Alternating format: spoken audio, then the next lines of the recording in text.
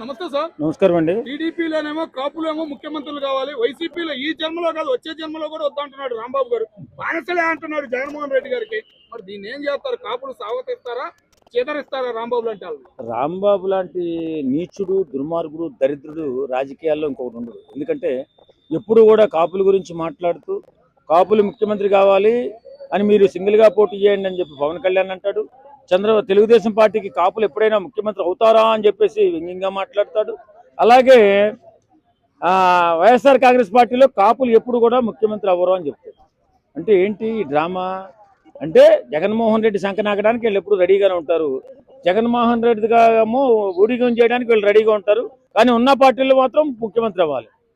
వాళ్ళని ఏమంటారు? బానిసలు అంటారు, జెండా కూలీలు అంటారు, ఎన్నో రకాలుగా మాట్లాడుతూ ఎదవ మాటలన్నీ మాట్లాడుతూ ఉంటాడు రాంబాబు. ఏదేమైనా రాజకీయాల్లో ఉన్నప్పుడు ఒక స్టాండ్ మీద నిలబడి ఉండాలి. వీళ్ళేమో వైఎస్ఆర్ కాంగ్రెస్ పార్టీలో ఏమో కాపు ముఖ్యమంత్రి అవ్వాల్సిన అవసరం లేదు, దానికి రెడ్డే ముఖ్యమంత్రి అవ్వాలి.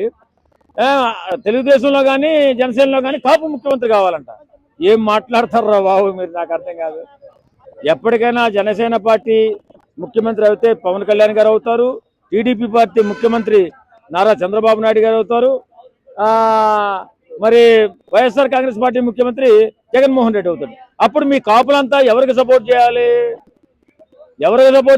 పవన్ కళ్యాణ్ కదా సపోర్ట్ చేసేది. మరి పవన్ కళ్యాణ్ సపోర్ట్ చేయకుండా పవన్ కళ్యాణ్ గురించి 24 గంటలు విమర్శిస్తూ వెధవల్లా మారిపోయారు ఎందుకు? కాబట్టి బానిస బతుకులు బతికేది వైఎస్ఆర్ కాంగ్రెస్ పార్టీలో ఉన్నటువంటి కాపులు, శంక నాకేది వైఎస్ఆర్ కాంగ్రెస్ పార్టీలో ఉన్నటువంటి వాళ్ళు. అలాగే జెండాలు మోసేది కూడా వైఎస్ఆర్ కాంగ్రెస్ పార్టీలో ఉన్నటువంటి కాపు నాయకులే తప్ప వేరే వాళ్ళు కాదు. మీరు కాపోడు ముఖ్యమంత్రి కావాలంటే మీరు జనసేన పార్టీలో ఉండాలి కదా. మరి అలా ఉండకుండా ఇలా ఎందుకు ఉంటున్నారు? అంటే మీరు జగన్మోహన్ రెడ్డి ఇచ్చే చిల్లరకి బానిస కుక్కల్లా బతుకుతున్నారన్నమాట.